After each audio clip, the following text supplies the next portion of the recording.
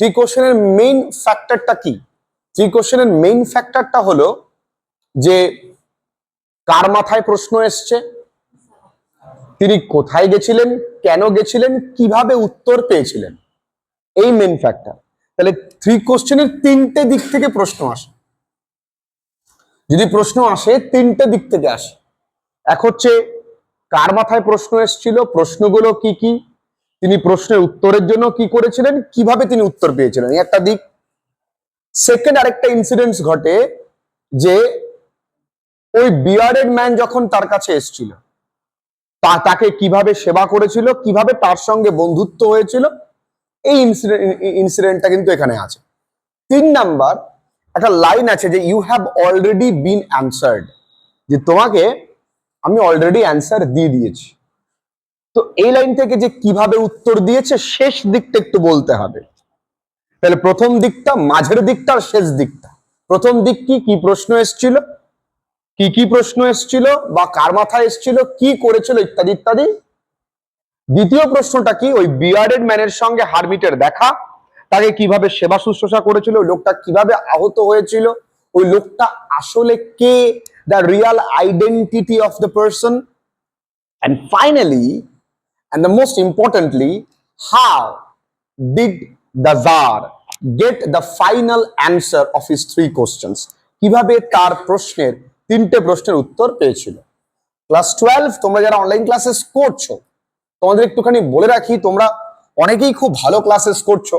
আমি বিশেষ একটি কারণে, আমি বিশেষ সমস্যার কারণে বেশ কিছুদিন তোমাদের সঙ্গে লাইভে দেখা করতে পারছি না, কিন্তু আমি আশা করব যে তোমরা ক্লাসগুলো করে নিচ্ছ, কোনো ব্যাকলগ পড়ে নেই। ব্যাকলগ কিন্তু পড়ে থাকলে অসুবিধে হয়। আচ্ছা, আমরা প্রশ্নগুলো পড়বো একটুখানি। হেয়ার কামস সামওয়ান রানিং, কেউ একটা আসছে। আমি কিন্তু 6:30 পড়া শুরু করেছি, so I will not give any of you extra time. আমি কিন্তু এক্সট্রা টাইম দেবো না, আমার এটা কমপ্লিট হয়ে যাবে, আমি এটা মুছে দেবো। তুমি কোথা থেকে লিখবে ভাই, তোমার ব্যাপার। You have to be very punctual at least. তোমার পড়াশোনার প্রতি পাংচুয়ালিটি না থাকলে তুমি কখনোই কিছু করতে পারবে না। এপিজে আব্দুল কালাম ভোর 4টের সময় তার মাস্টারমশাইয়ের কাছে পড়তে যেত, এই কারণেই মাস্টারমশাই তিনি বলেছেন 4টের সময় পড়াতে আসলে আমি অল্প পয়সায় পড়াবো, তিনি যেতেন। তোমাদের যাদের দূর থেকে আসতে অসুবিধা, যেমন ওই মেয়েটি 2টো ট্রেন চেঞ্জ করে আসে, সমস্যা হয়, ওর ছাড় আছে, বাকিদের কোনো ছাড় নেই।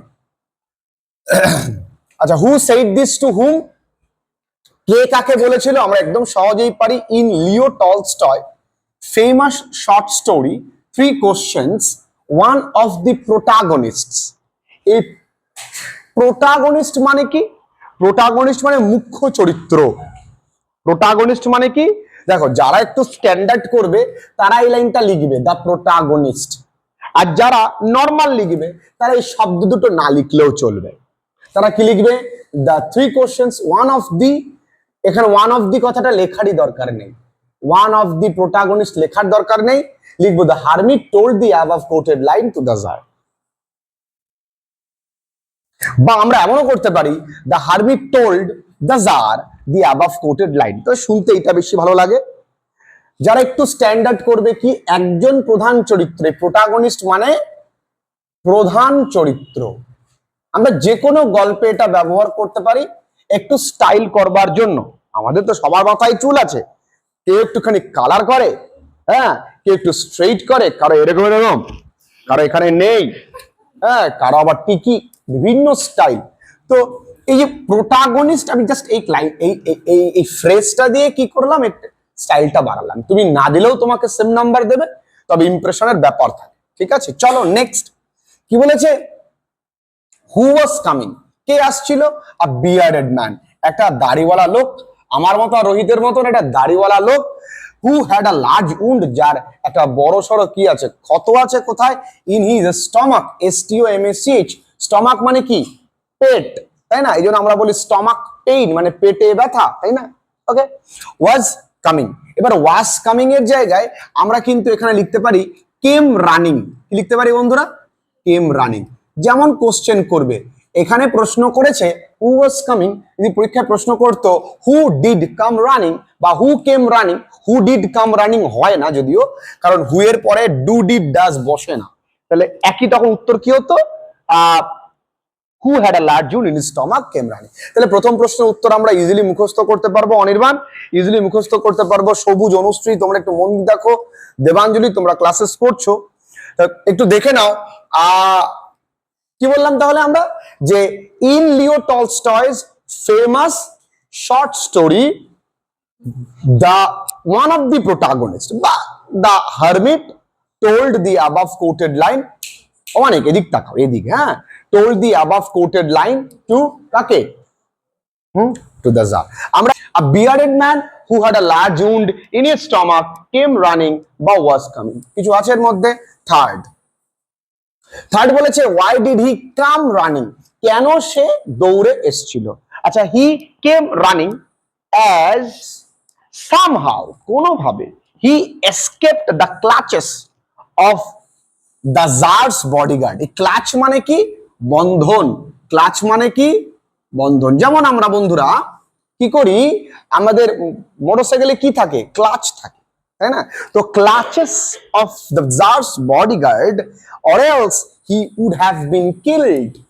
তাহলে the bearded man came running আসছিল because he somehow escaped the clutches of the Tsar's bodyguard or else he would have been killed. তাহলে এই তিনটে প্রশ্ন আশা করছি কোনো সমস্যা তোমাদের নেই। এবার বলেছে, আচ্ছা আমার এই কোশ্চেনটা একটু গুলিয়ে গেছে, মানে আমরা এরকম লিখে ফেলেছি উত্তরটা, মানে হাউ ওয়াজ হি উন্ডেড এটা আগে লিখে ফেলেছি, আর ডেসক্রাইব হিজ কন্ডিশনটা আমরা পরে লিখে ফেলেছি, কোনো সমস্যা নেই। তাহলে আমি হাউ ওয়াজ হি উন্ডেডটা আগে লিখি, কিভাবে সে আহত হয়েছিল। কিছুই না, আমরা গল্পটা বলেছি। The bearded man was the enemy of the tsar as the tsar executed his brother and seized his property. এখানে অনেকে ভাবতে পারো অ্যাজ এর পরে তুমি এখানে দাদা জার না লিখে হিও লিখতে পারতাম, তাই না? আমি হি কেন লিখলাম না? যদি হি লিখি তাহলে there will be a little bit of contradictions, যে হি মানে কি দ্য বিয়ার্ডেড ম্যান, না হি মানে দ্য জারকে বোঝানো হচ্ছে। এই জন্য আমি যেখানে আমি দুটোই প্রোনাউন বুঝতে পারছি হি হবে, সেখানে আমি উল্লেখ করে দেবো the tsar. The tsar executed his brother and seized his property. Thus এই কারণে he resolved to kill the tsar on his way back. সে সিদ্ধান্ত, রিজলভ মানে কি, ডিসাইডেড, যে তার ফেরার পথে তাকে মারবে। The Tsar being late, he came out of his ambush and got recognized by the Tsar's bodyguard and they wounded him.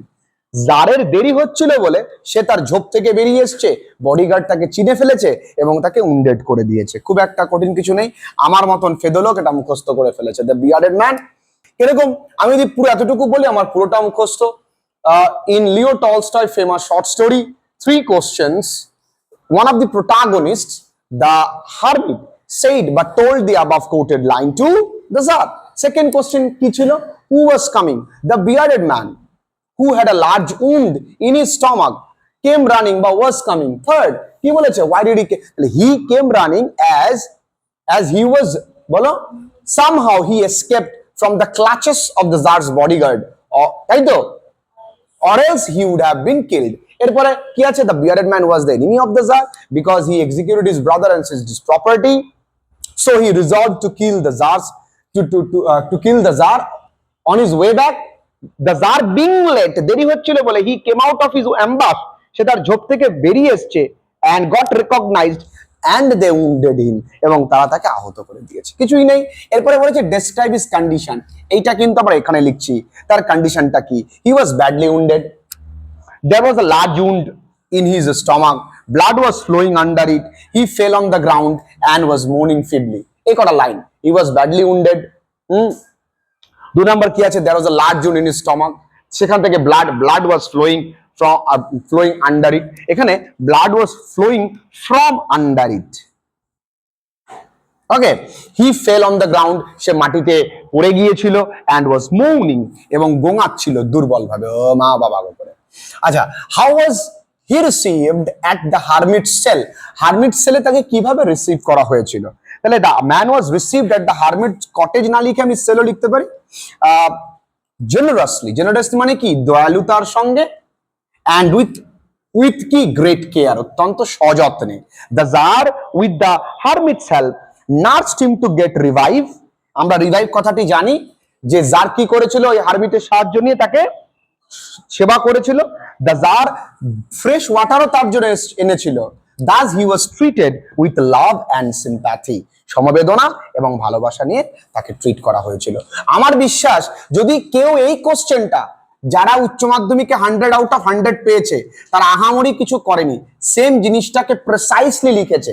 এই প্রেজেন্টেশনটা তোমার লক্ষ্য করে দেখো, প্রত্যেকটা বক্স কিন্তু আমি চেষ্টা করেছি ডিফারেন্ট কালারে লিখতে, প্রত্যেকটা বক্স কিন্তু সিনক্রোনাইজেশন মেইনটেইন করেছে, মানে সেম লাইনে। তুমি যদি মনে করো এই বক্সটা এখানে আছে, আমি এই বক্সটা এখানে দেবো, তাহলে কিন্তু দেখতে ভালো লাগবে না। হ্যাঁ দিতে পারো, কেমন দিতে পারো, এই বক্সটা এখানে দিলে, এই বক্সটা এখানে দিলে, পরের বক্সটা কিন্তু এখানে দিতে হবে, আবার পরে এইভাবে মেইনটেইন। তোমার খাতাটাকে ওয়েল ডেকোরেটেড করতে হবে, or else your number will be deduced, তোমার নাম্বার কিন্তু কাটা যাবে, because your identity will be your exam paper, your answer sheet. মনে রেখে দাও, একবার যদি if once your marksheet is printed, একবার প্রিন্ট হয়ে গেলে you cannot reprint it, there will be no option for edition, edit করার কোনো অপশনস পাবে না। সুতরাং it's your life, whatever miss chance, whatever misfortune had happened in your life in madhyamik, just erase them off all, সবকিছু মুছে ফেলো, because you have one more chance to prove yourself that no, I am something, আমি কিছু একটা পারি করতে। উচ্চ মাধ্যমিক result কেবল উচ্চ মাধ্যমিক রেজাল্ট নয়, উচ্চ মাধ্যমিক রেজাল্ট কিন্তু আমার একটা আত্মবিশ্বাস। উচ্চ মাধ্যমিক রেজাল্টে আমি নিজেকে প্রমাণ করতে পারবো যে না, যে ভুলগুলো আমি করেছি সেই ভুলগুলো থেকে আমি শুধরে গিয়ে আমি ভালো কিছু করতে পারি। তাই জন্য এইচএস রেজাল্ট আমাদের জীবনে এতটা গুরুত্বপূর্ণ জায়গা। এইচএস রেজাল্ট আমাদেরকে কনফিডেন্স দেয় যে আগামী দিনে যে কোনো লড়াইটা লড়ে নিতে পারবো। এইচএস রেজাল্ট আমাদেরকে, আমাদের মনে সাহস যোগায়, আমাদের একটা ভেতরকার আমাদের যে শক্তি, সেই শক্তিটাকে জাগিয়ে তোলে। এইচএস রেজাল্টটাকে পুরো গুরুত্ব দাও, ছেলেমেয়েরা কেই হারিয়ে ফেলছো। তাহলে এই হচ্ছে একটা কোশ্চেন, মার্কসটা কেমন হতে পারে। দেখো প্রথম প্রশ্নটা কে কাকে বলেছিল, তাই তো, তো 2, তারপরে প্রশ্ন কে এসেছিল 1, তারপরে why did he came running, এটা 1 দিতে পারি, ডেসক্রাইব হিজ কন্ডিশন 2 দিতে পারি, হাউ ওয়াজ হি উন্ডেড এটাও 2 দিতে পারি, এটাও 2 দিতে পারি। দেখো এতগুলো নাম্বার হচ্ছে 2 2 4 6 2 8 2 10 হয়ে গেল, তা না? ভাবছো যে 10 নম্বরের প্রশ্ন, দেখো এখানে কেটে কেটে প্রশ্ন আসতে পারে, মানে আমি টোটালটা লিখিয়ে দিলাম তোমাকে এখান থেকে 6 করে দেবে। কথা বোঝাতে পারলাম? আমি টোটালটা একত্রে লিখে দিলাম যে ভাই ওই বিয়ার্ডেড ম্যানটা কে, তার সঙ্গে কি করে দেখা হয়, তার কিভাবে সেবা করে ইত্যাদি, টোটালটা আমি লিখিয়ে দিলাম। কোনো ব্রড কোশ্চেন নিয়ে আমি টেনশন রাখতে দেব না।